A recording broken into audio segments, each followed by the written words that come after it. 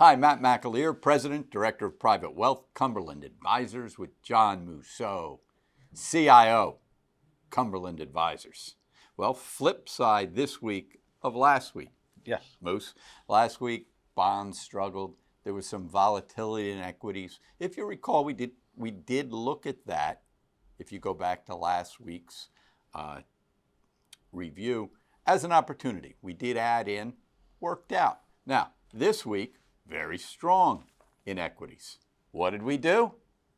We're sellers in a couple of areas today. And let me go over those sales because they're very, very different in how they developed. Again, we want to make sure that we have a plan for each security. Energy has been a sector and a security in the form of XLE, which is a broad-based, heavily dominated by Exxon and Chevron, but is a security we've been lugging. When I say lugging, you know what that means. Have we made money in it? We've made money in it.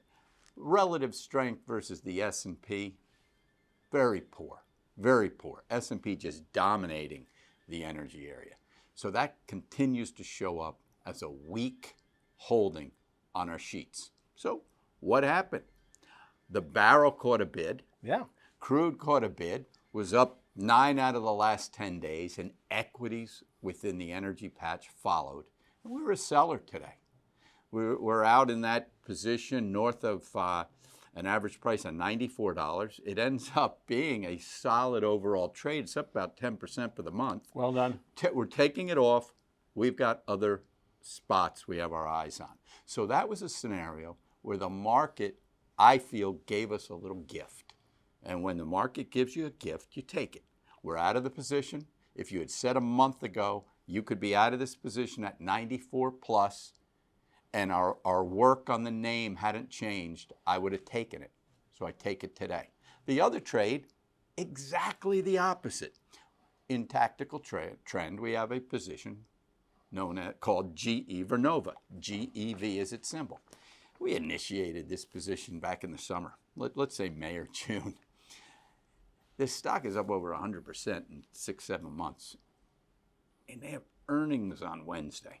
Mm-hmm. They are, as you've heard me mention on here, AI and the grid is a major focus for us and for the markets. And they're a gas turbine manufacturer and maintenance company within the utilities, and they've just ripped on the back of this AI wave. I had to trim that a little bit today going into next Wednesday's earnings. Sure. And when you move like that in a stock, expectations get so excited and overheated that even a small miss can create a downdraft. And this has happened to GEV before. Right. Expectations got out in front, and there you are with what we would consider a solid quarter, but not spectacular, and the stock's down 10, 12, 13%. So I trimmed that position. I took it back to our original size. So we're still a holder. We're still pleased with it. We took some of the gain off, retained the position, and we'll go forward through next week's earnings. So just a little bit of color on two equity trades. The energy trade hits all of our strategies. So our clients will see that. GEV is in the tactical trend strategy, just to be as transparent as we can here. Moose, it was a much nicer week for bonds. Thank God, yes. And when we look at the 10-year Treasury, down about 15 basis points this week to a 461. You know, it had been up above a 475, almost hit a 480 at one point. So week over week, we're down. Munis not so much, but remember, we've talked about it before. We're just starting to get some supply in munis, and they didn't go up nearly as much in yield as treasuries did. So when yields come down, they don't quite move as much. Two important things. This week, both core CPI was down and core PPI was down. So the producer price index was expected to come in at 0.3. It came in at 0.1 for the month of December. The CPI core was supposed to come in at 0.3, came in at 0.2. The important part, it is less than expected, and it is down from where it was the month before in both cases. Right. Fed likes that. And you can look at this one chart that we have, which shows the 10-year Treasury yield and shows it versus core CPI.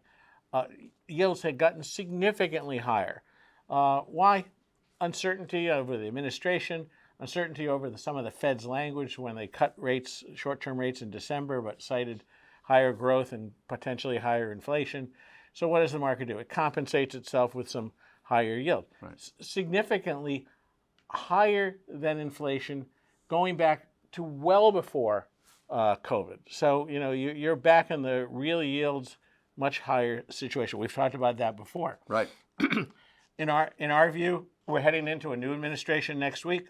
We've said it before. We think the fear of Trump has been worse than what's going to be Trump himself when he gets in. Because remember, the new president, who was the old president, has to deal with very thin margins in both the House and the Senate. So It means you have to cut deals. And, cutting deals and compromising markets like that, as opposed to, unfettered legislation. John, you mentioned something about the market compensating the fears of inflation with the higher rates. I think what we've seen in the bond market the last 3 years is the outlier fears get the headlines. Right. I can't tell you how much research I've glanced at and read where now in vogue is this 550 to 6 10-year Treasury bond, 550 to 6%. Hey, maybe we get there.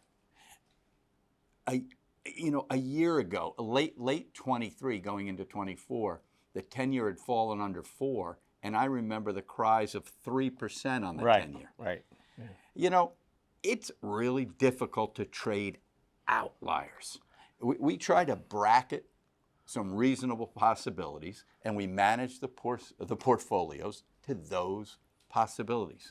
Nobody's going to handicap the top and bottom tick in rates or a stock. And as I always say, we don't like to be in the crowded end of the boat. No, we haven't mentioned the boat lately. No.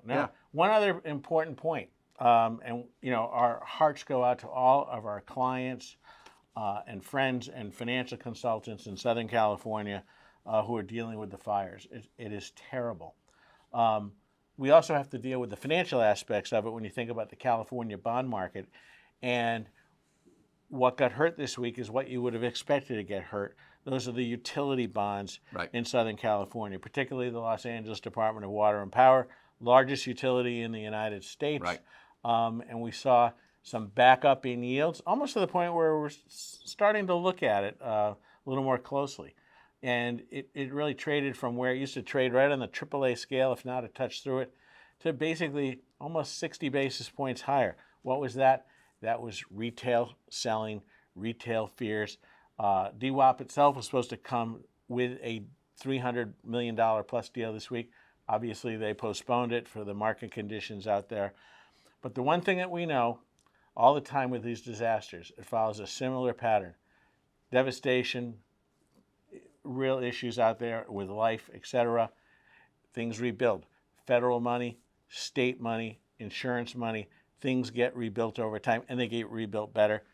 This will be the same thing. Yeah. So you're in between price and opportunity. Right. Exactly. And we're studying it. And if it gets much higher, we probably would look to expand, because the Los Angeles Department of Water and Power has been around since 1902. 1902. Yes. Yeah. So a long history. It'd be interesting if you keep our clients and viewers up on that particular trade or that particular research. We'll do that. We'll keep everybody informed. Great.